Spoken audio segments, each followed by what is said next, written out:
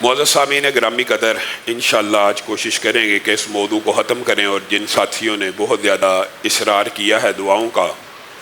دعا بھی کی جائے گی۔ انعام عبداللہ، لائٹ چلا دو۔ ایک قرضہ وہ ہے جو اللہ کو دیا جاتا ہے، جو اللہ کو دینے والا قرضہ ہے، اس میں سے بہت سے آپ کے سامنے انفاق فی سبیل اللہ کے حوالے سے باتیں گوش گزار کر دی ہیں، جیسے یتیموں کی کفالت، بیواؤں کی کفالت، کھانا کھلانا۔ اسی طرح اللہ کو قرضہ دینے میں ایک بہت بڑا مصرف،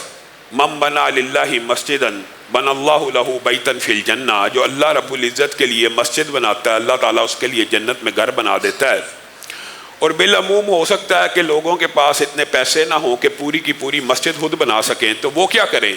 تو نبی کریم صلی اللہ علیہ وسلم نے ان کے لیے بھی تخفیف کرتے ہوئے رحمت کا ایک اصول بیان کیا۔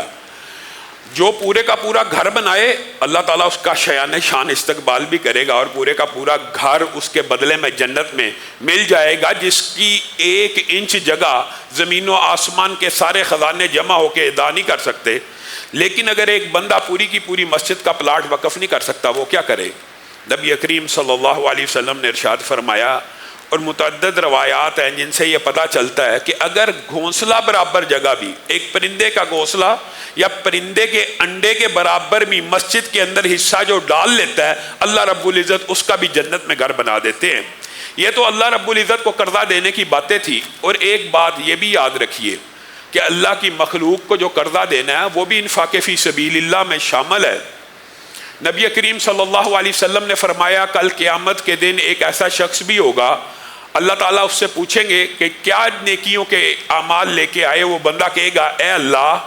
نیکیوں کے بہت سے اعمال موجود نہیں ہیں، غافل تھا، لیکن ایک کام ضرور کیا کرتا تھا، اپنے منشی کو، اپنے ملازم کو کہا کرتا تھا، جو مالدار لوگ ہیں ان سے تو رقم لے آؤ جو میں نے لینی ہے، گرائی کی شکل میں، قرض کی شکل میں، لیکن جو مجبور، تنگ دست، مفلوق الحال بندے ہیں ان کے اوپر نرمی کرو اور ان کو وقت دے دو۔ اور زیادہ نیکیاں مجھے یاد نہیں ہیں، لیکن میں تیری مخلوق کے اوپر نرمی کیا کرتا تھا۔ تو اللہ رب العزت ارشاد فرمائیں گے، تو میرے بندوں پہ نرمی کیا کرتا تھا، میں تجھ پہ نرمی کرتے ہوئے تجھے جنت میں داخل کر دیتا ہوں، اگرچہ تیرے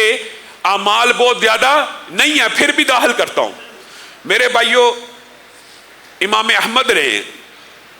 سیدنا بریدہ رضی اللہ تعالیٰ عنہ سے ایک عجیب و غریب حدیث کو روایت کیا، اور اس کی سند حسن ہے۔ حضرت بریدہ کہتے ہیں، اور یہ بات بھی یاد رکھ لیجئے کہ قرضے کے حوالے سے ذخیرہ احادیث میں، یعنی کسی مسلمان بھائی کو قرضہ دینے کا جو اجر و ثواب ہے، اس کے بارے میں 5 باتیں ملتی ہیں۔ اور بظاہر کوئی بندہ یہ سمجھ سکتا ہے کہ شاید آپس میں تضاد ہے، جیسے امی عائشہ کئی مرتبہ چھوٹا سا قرضہ لیا کرتی تھی، اور کیا کہا کرتی تھی کہ میں نے رسول اللہ سے سنا ہے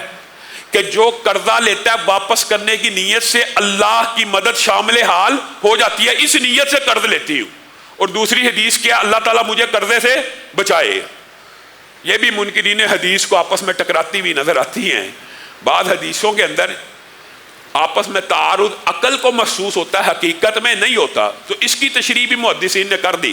اتنا قرضہ لینا نیکی کے کام میں اپنی جائز ضرورت کے اندر، اس کے اندر جب انسان قرضہ لیتا ہے تو اللہ کی مدد شامل حال ہو جاتی ہے، اور اللہ تعالیٰ کے فرشتے بھی اور اللہ تعالیٰ بھی اس کی مدد میں لگ پڑتا ہے۔ اور ایک بندہ جائز ضروریات ہوں چاہے لیکن دنیاوی ہیں،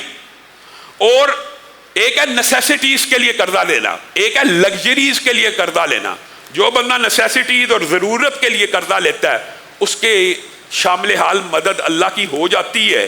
ادائیگی کی نیت ہے۔ اور ایک بندہ صرف لگژریز اویل کرنے کے لیے قرضہ لیتا جا رہا ہے اور اپنے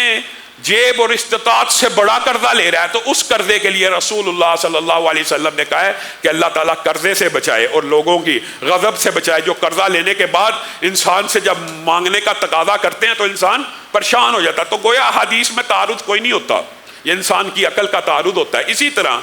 5 جو قرضے کی، قرضہ بھی انفاق کی قسم ہے، جی ہاں، اس کی 5 مختلف ثواب بیان ہوئے ہیں۔ ان میں سے سیدنا بریدہ ایک جو ثواب بیان کرتے ہیں وہ یہ ہے میرے بھائیو، آپ نے 1000 کسی کو صدقہ دیا آج، اور رمضان کے اندر اسلاف کی یہ روٹین ہوا کرتی تھی کہ روزے کا کوئی دن، روزے کی کوئی رات ایسی نہیں تھی گزرتی جس دن یا رات کو وہ انفاق فی سبیل اللہ نہیں تھے کرتے، 30 کے 30 دن کیا کرتے تھے۔ لیکن آپ یہ دیکھیں کہ آپ نے آج 1000 صبح دیا، 1000 شام کو دیا، 1000 صبح دیا، 1000، ہر بندہ اپنی جیب کے مطابق صدقہ کر رہا ہے۔ رمضان کا مہینہ، ایک بندہ اس کی جیب نہیں ہے کہ وہ ہر روز 1000 صدقہ دے سکے، وہ کیا کرے؟ اگر حقیقت میں کوئی مسلمان بھائی ضرورت مند ہے، اس کو 1000 قرضہ دے دے۔ سیدنا بریدہ بیان کرتے ہیں میں نے رسول اللہ سے خود سنا ہے، جو بندہ کسی بندے کو قرضہ دیتا ہے ہر روز اس کے نامہ اعمال میں اتنے ہی کا انفاق لکھ دیا جاتا ہے۔ پہلی حدیث یہ بھی تھی رسول اللہ صلی اللہ علیہ وسلم سے، عبداللہ ابن مسعود نے جو حدیث بیان کی ہے وہ یہ ہے، صدقہ جو ہے وہ نصف، یعنی جو قرضہ جو ہے وہ نصف صدقے کے برابر ہے۔ یہ حدیث بھی صحیح ہے، قرضہ کسی کو دینا نصف صدقے کے برابر ہے۔ اور یہاں پہ سیدنا بریدہ کہہ رہے ہیں کہ ہر روز اتنا ہی اجر و ثواب ملے گا۔ یہی سیدنا بریدہ کہتے ہیں ایک دن رسول اللہ صلی اللہ علیہ وسلم نے دوبارہ کہا کہ جو کسی کو قرضہ دیتا ہے اس کو پہلے کہا تھا کہ ہر روز اتنا ہی صدقے کے برابر اجر ملے گا، اور ایک دن رسول اللہ صلی اللہ علیہ وسلم نے فرمایا اس کو دگنا اجر ملے گا۔ تو سیدنا بریدہ سوال پیدا ہو گیا، رسول اللہ کی بارگاہ میں حاضر ہو گئے، اے اللہ کے رسول، پہلے تو آپ نے میرے سامنے کہا تھا کہ قرضہ دینے والے کو صدقے کے برابر اجر و ثواب روزانہ ملتا ہے، آج آپ کہہ رہے ہیں کہ 2 گنا ملتا ہے۔ دونوں باتوں میں مجھے سمجھ نہیں آئی، اور یہی انکار حدیث والوں کی حالت ہے، جو خود سمجھ نہ آئے الزام حدیث پہ لگا دیتے ہیں۔ تو رسول اللہ صلی اللہ علیہ وسلم نے کہا بریدہ یہ کوئی مشکل بات نہیں ہے، تو نے کسی کو قرضہ دیا ایک مدت کے لیے، 30 دن کے لیے، 30 دن کے بعد اس نے واپس کرنا تھا، 30 دن تیرے نامہ اعمال میں ہر روز وہ 1000 کا 2000 کا جتنا تو نے دیا ہوا ہے نیکی اور انفاق فی سبیل اللہ لکھا جا رہا ہے۔ اب 30 دن مکمل ہو گئے، 31ویں دن بندہ آیا ہے اور کہنے لگا آج میرے سے پیمنٹ ارینج نہیں ہو سکی، مجھے 30 دن مزید دے دیجئے، 10 دن مزید دے دیجئے۔ تو اب جو تو قرضہ دے گا کہ مدت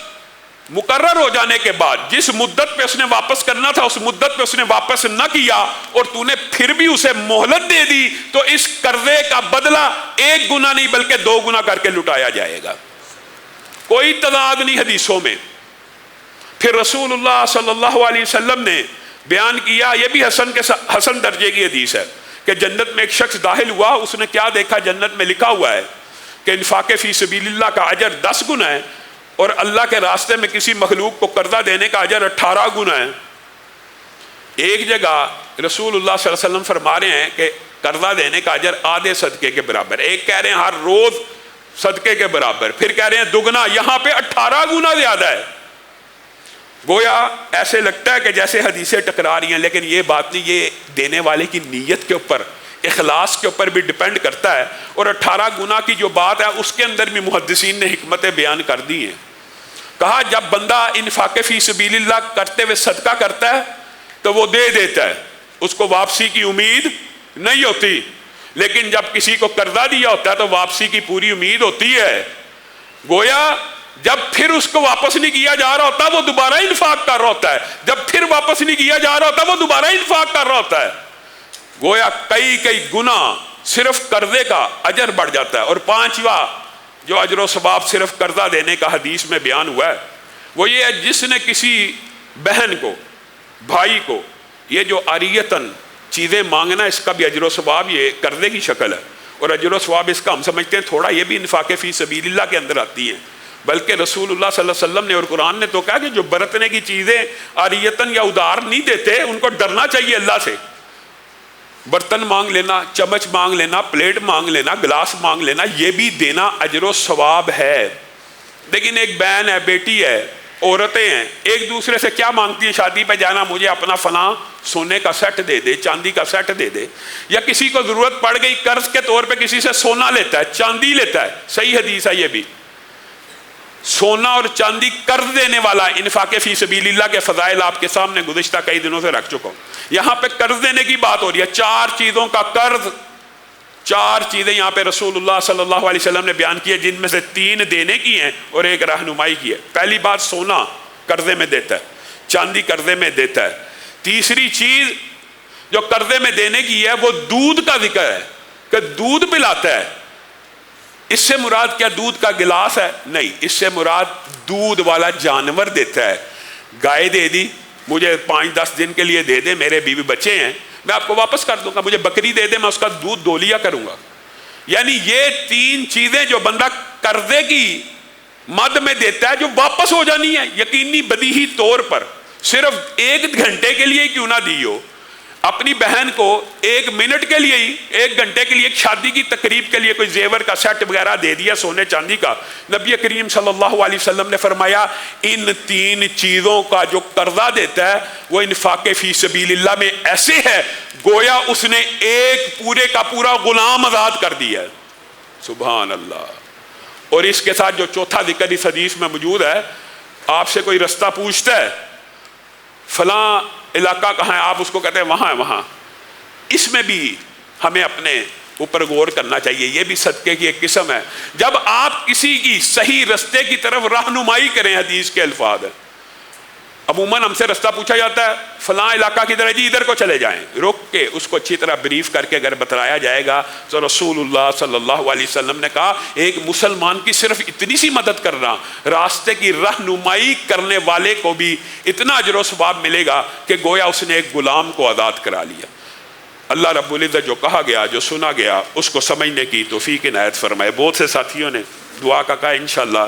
کل نئے موضوع کو شروع کریں گے. اور ایک آپ سے گزارش یہ کرنی ہے،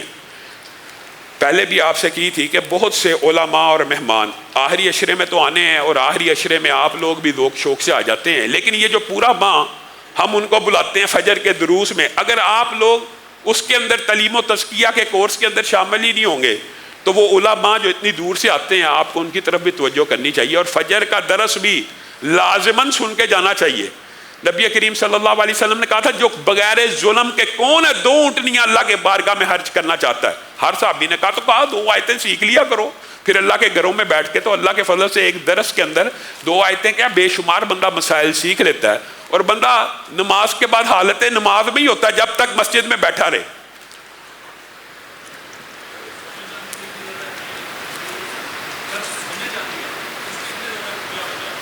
جس طرح دودھ دینے والے جانور کا سونے چاندی بنیادی طور پہ آپ کو پتا عرب معاشرے کے اندر عاریتاً برتن بھی نہیں تھے دیتے، تو رسول اللہ نے جب کہا برتن کھانے پینے کے دیا کرو تو پھر یہ عاریتاً سونے چاندی کا بھی کہہ دیا. ہر بندہ، مثال دے رہا ہوں، یہ آپ اپنے معاشرے کے اندر دیکھیں، ہر بندہ سونے کا سیٹ افورڈ نہیں کر سکتا. آج یہ حالات آ چکے،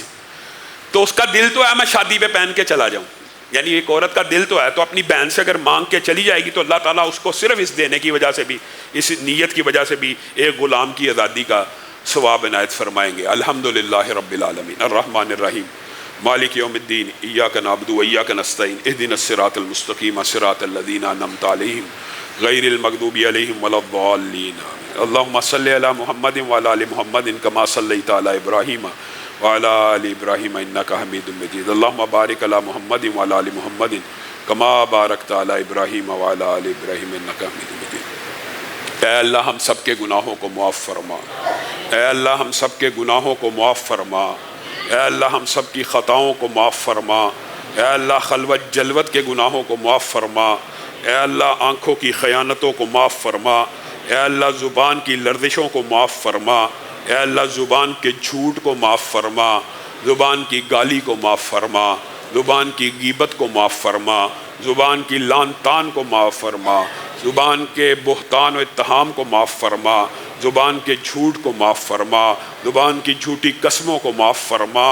اے اللہ بڑے خطا کار ہیں، بڑے سیاہ کار ہیں، یا اللہ اپنے گناہوں کا اعتراف کر رہے ہیں، رمضان کی مقدس رات میں موجود ہیں. یا اللہ ایک عشرہ گزر گیا ہے، یا اللہ آج ایک عشرہ گزر جانا. یا اللہ اگر ابھی بھی کہنے والے اور سننے والے میں سے کوئی جہنمی بیٹھا ہے، یا اللہ تو نے 10 دن اتنے جہنمیوں کو آزاد کیا ہے، یا اللہ اگر آج بھی کہنے والا یا سننے والوں میں کوئی جہنمی بیٹھا ہے آزاد فرما۔ یا اللہ یہ جہنم سے آزادی کا مہینہ، یا اللہ جہنم سے آزاد فرما۔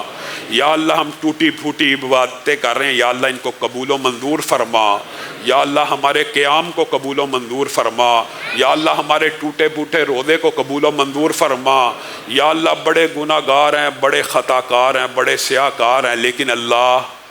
تیرے علاوہ کبھی کسی کے در پہ ہاتھوں کو نہیں پھیلایا۔ یا اللہ اگر تو سمجھتا یہ ہماری نیکی خالص تجھے راضی کرنے کے لیے، یا اللہ ہماری جھولیوں کو خیرات سے بھر دے۔ یا اللہ ہماری جھولیوں کو خالی نہ لٹا۔ یا اللہ ہم تیرے در کے فقیر ہیں، یا اللہ تیرے در کے منگتے ہیں۔ یا اللہ کسی مزار، کسی حجر، کسی شجر، کسی درخت، کسی شمس، کسی قمر کی پوجا کرنے والے نہیں ہیں، لا الہ الا اللہ کا یقین رکھنے والے ہیں۔ اللہ آپ کے علاوہ یہ ہاتھ کبھی کسی کے سامنے نہیں اٹھے، یا اللہ ان ہاتھوں کو خالی نہ لٹا۔ یا اللہ آپ کو ہاتھوں کو خالی لٹاتے ہوئے حیات دی ہے، یا اللہ ان ہاتھوں کو خالی نہ لٹا۔ یا اللہ ہماری جھولیوں میں خیرات کو بھر دے۔ یا اللہ ہماری جھولیوں میں خیرات کو بھر دے۔ یا اللہ یہ بڑی عمر رسیدہ، یا اللہ خمیدہ کمروں والے بوڑھے بیٹھے ہیں، یا اللہ سفید داڑھیوں والے بیٹھے ہیں، یا اللہ نابالغ بچے بیٹھے ہیں جنہوں نے زندگی میں کوئی گناہ بھی نہیں کیا،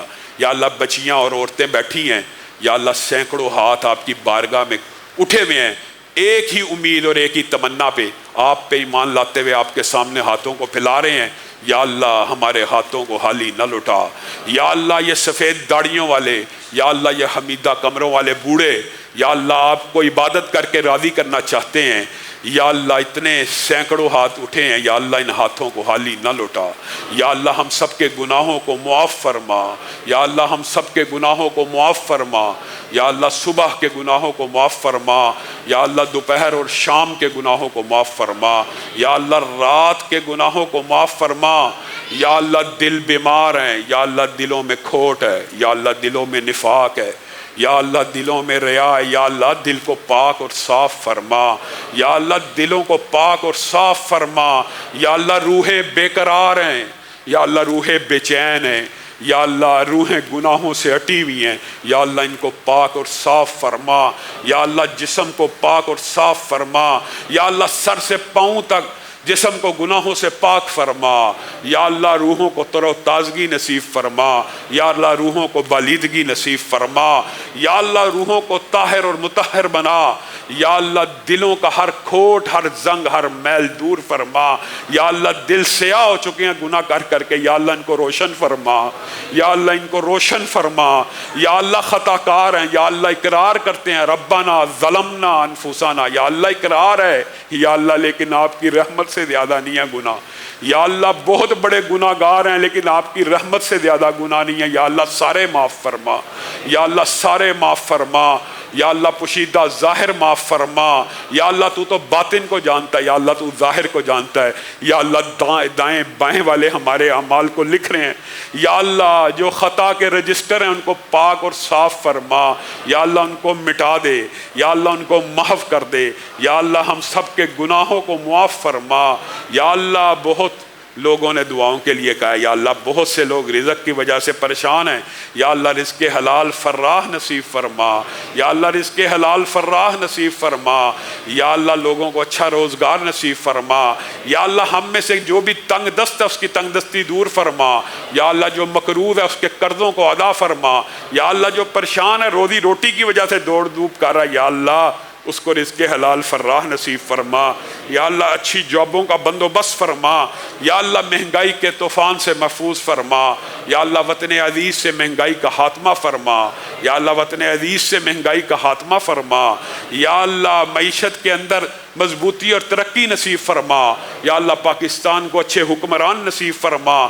یا اللہ پاکستان میں اسلام کا بول بالا فرما۔ یا اللہ اسلام کے پرچموں کو لہرا۔ یا اللہ اسلام کے علموں کو لہرا۔ یا اللہ اسلام کی ٹھنڈی ہواؤں کو پاکستان میں جاری فرما۔ یا اللہ انصاف اسلام کا بول بالا فرما۔ یا اللہ انصاف کا بول بالا فرما۔ یا اللہ جو مہنگائی میں پسے ہوئے غریب طبقہ یا اللہ بہت پسا ہوا، یا اللہ ان کے حالات پہ رحم فرما، یا اللہ ان کے حالات پہ رحم فرما، ان کے رزق کو کشادہ فرما، یا اللہ بہت سی بہنیں بیٹیاں یا اللہ رشتوں کی وجہ سے پریشان ہیں، ان کو نیک سالے رشتے نصیب فرما، یا اللہ اپنی عزتوں کی حفاظت چاہتی ہیں، نکاح کرنا چاہتی ہیں، یا اللہ یہ پکیزہ بندھن چاہتی ہیں، یا اللہ اچھے رشتوں کا بندوبست فرما، یا اللہ اپنی جناب سے اچھے رشتوں کا بندوبست فرما، یا اللہ بہت سے بھائی بے اولادی کے مرض کا شکار ہیں، یا اللہ اولاد صالحہ نرینہ نصیب فرما، یا اللہ اولاد صالحہ نرینہ نصیب فرما، یا اللہ ہماری خواتین کے مدرسے کی جو پرنسپل ہیں باجی، یا اللہ ان کو بھی اولاد صالحہ نرینہ نصیب فرما،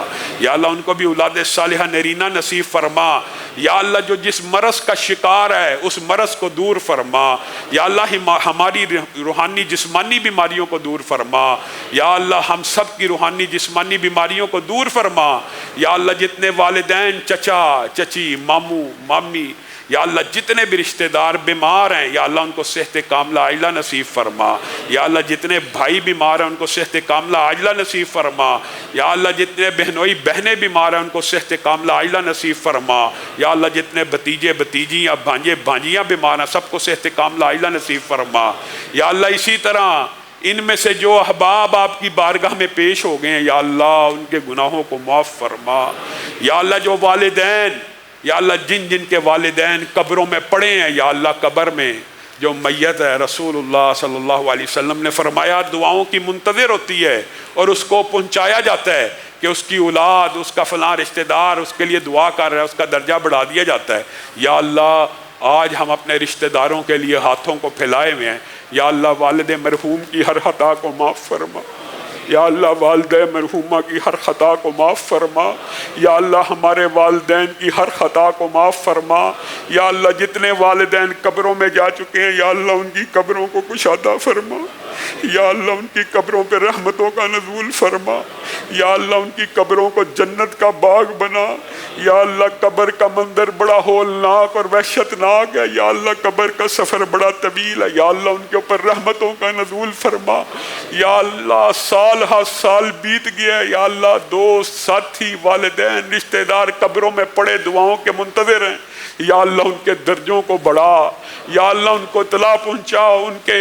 جو وارثین ہیں ان کے لیے دعا کریں، یا اللہ ان کے درجوں کو بڑھا، یا اللہ اس مسجد کے بے شمار نمازی یہاں پہ ہمارے ساتھ نماز پڑھا کرتے تھے آج ہم میں نہیں ہیں، یا اللہ ان کے گناہوں کو معاف فرما، یا اللہ مان اللہ بھائی کے گناہوں کو معاف فرما، یا اللہ وسیر صاحب کے گناہوں کو معاف فرما، طلت صاحب کے گناہوں کو معاف فرما، اسحاق صاحب کے گناہوں کو معاف فرما، یا اللہ اسحاق صاحب کے قاتلوں کو نشان عبرت بنا، یا اللہ ان کے قاتلوں کو گرفتار فرما، یا اللہ جتنے بھائی بہن قبروں میں جا چکے ہیں ان کی قبروں کو ٹھنڈا فرما، یا اللہ دادا دادی کے ہر گناہ کو معاف فرما، یا اللہ نانا نانی کے ہر گناہ کو معاف فرما، یا اللہ چچا چچی کے ہر گناہ کو معاف فرما، یا اللہ ماموں مامی کے ہر گناہ کو معاف فرما، یا اللہ جتنے رشتوں کا نام زبان پہ آ گیا یا اللہ تو جانتا، جن کا نہیں آیا تو جانتا، تیری بارگاہ میں ہے، یا اللہ جتنے توحید پہ فوت ہوئے سب کو معاف فرما، یا اللہ اس مجلس کو بھی جنت الفردوس میں بپا فرما، یا اللہ مجھے اپنے ان ساتھیوں کے سمیت یا اللہ جنت میں داخل فرما، یا اللہ مجھے اپنے ان نمازی ساتھیوں سمیت جنت میں داخل فرما، یا اللہ اگر ہم میں سے کوئی گناہ کار یا اللہ یوم کتابت تقدیر میں جہنمی لکھا اس کو آزاد فرما، یا اللہ ہم سب کو اچھی زندگی نصیب فرما اور خاتمہ بالخیر فرما، یا اللہ موت کی بڑی سختیاں یا اللہ موت کی سختیوں سے بچا، یا اللہ موت کی بڑی تلہیاں یا اللہ موت کی تلہیوں سے بچا، یا اللہ موت کے وقت شیطان لعین بہت بڑا فتنہ ڈالتا ہے یا اللہ گمراہ کرنے کی کوشش کرتا ہے، یا اللہ ہم نے نبی کریم سے سنا ہے یا اللہ موت بڑی سخت گھاٹی ہے، یا اللہ اس کو آسان فرما، یا اللہ موت کے وقت لا الہ الا اللہ کا کلمہ نصیب فرما، یا اللہ موت نیک اعمال کرتے ہوئے یا اللہ نیک اعمال کرتے ہوئے موت کو نصیب فرما، یا اللہ موت سجدے میں آئے، یا اللہ موت رکوع میں آئے، یا اللہ موت رکوع میں آئے، یا اللہ موت سجدے میں آئے، یا اللہ موت قرآن کی تلاوت کرتے ہوئے آئے، یا اللہ موت عمرہ کرتے ہوئے آئے، یا اللہ ہم نے سنا ہے جو بندہ حج کے دوران فوت ہو جاتا ہے یا اللہ قیامت تک کے حجوں کا اس کو ثواب ملتا ہے۔ یا اللہ حالت احرام میں موت نصیب فرما، یا اللہ ہم سب کو اچھی حالت میں موت نصیب فرما، یا اللہ شہادت کی موت نصیب فرما، یا اللہ ہم سب کے قرضوں کو ادا فرما، یا اللہ قرضہ شہید کا معاف نہیں، یا اللہ اگر پائی بھی کسی کی دینی ہے یا اللہ واپس کرنے کی توفیق عنایت فرما، یا اللہ ایک پائی ایک آنا کسی کا یا اللہ اپنے اوپر قرض لے کے قبر میں نہ جائیں، یا اللہ ہمارے قرضے اتارنے کی ہمیں توفیق نصیب فرما،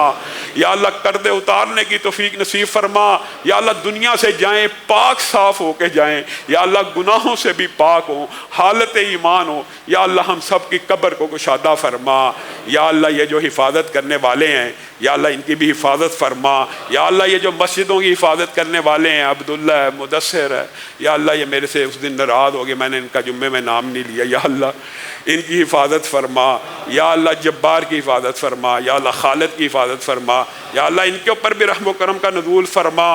یا اللہ جو نام زبان سے ادا ہوتے ہیں تو جانتا ہے، یا اللہ جو نہیں ادا ہوتے یا اللہ تو جانتا ہے، اس مسجد کے سارے خادموں کے اوپر رحم و کرم کا نزول فرما، یا اللہ اس مسجد کی خدمت کرنے والوں کے اوپر رحم و کرم کا نزول فرما، یا اللہ جو یہ بندے تیرے بیٹھے مسجدوں کو اپنے جسموں سے آباد کر رہے ہیں یا اللہ ان کی 7 نسلوں میں ایمان جاری فرما، یا اللہ ان کی آنے والی نسلوں میں ایمان جاری فرما، یا اللہ ان کی نسلیں ان کے لیے صدقہ جاریہ بنا، یا اللہ جو مال سے تیرے گھروں کو آباد کرتے ہیں 7 نسلوں کو وافر مال نصیب فرما، یا اللہ ان کی 7 نسلوں کو وافر مال نصیب فرما، یا اللہ ایمان کی دولت نصیب فرما، یا اللہ ہم سب اٹھے ہوئے ہاتھوں کو یا اللہ اپنے والدین کے لیے صدقہ جاریہ بنا، اپنے دوستوں کے لیے صدقہ جاریہ بنا، اور یا اللہ ہمارے بعد ہماری اولادیں اور دوست ایسے پیدا فرما جو ہمارے لیے صدقہ جاریہ بن جائیں، یا اللہ ہماری اولادوں کو ہمارے لیے صدقہ جاریہ بنا، حافظ قرآن بنا، یا اللہ آنکھوں کی ٹھنڈک بنا، یا اللہ نیک بنا، یا اللہ جو بچے گستاخ ہیں والدین کے یا اللہ ان کو ہدایت نصیب فرما، یا اللہ جو بہن بھائی لڑے ہوئے ہیں بلا وجہ یا اللہ چچا بھتیجا لڑا ہوا ہے بلا وجہ، یا اللہ ماموں بانجے لڑے ہیں یا اللہ یہ شریکوں کے رشتے بر صغیر کی تقسیم ہے، یا اللہ ان میں محبت پیدا فرما، الفت پیدا فرما، مودت پیدا فرما، یا اللہ جو میاں بیوی لڑے ہوئے ہیں یا اللہ ان میں اتفاق پیدا فرما، یا اللہ ان میں پیار پیدا فرما، یا اللہ ان کی لڑائیوں کو ختم فرما، یا اللہ جن گھروں میں جھگڑے ہیں ان کو ختم فرما، یا اللہ دلوں کو ملا دے، یا اللہ گھروں کو بھی پاک صاف فرما، یا اللہ حشر آسان فرما، یا اللہ قیامت آسان فرما، یا اللہ حشر کے دن عرش عظیم کا سایہ نصیب فرما، یا اللہ حشر کی حدت سے بچا، شدت سے بچا، یا اللہ عرب انسانوں کے سامنے ذلت و رسوائی سے محفوظ فرما، یا اللہ اس دن عیبوں کی پردہ پوشی فرما، یا اللہ جس نبی کا کلمہ پڑھا ہے اس کے سامنے ذلت و رسوائی سے محفوظ فرما۔ سبحان ربک رب العزت عما یصفون وسلام علی المرسلین والحمد للہ رب العالمین۔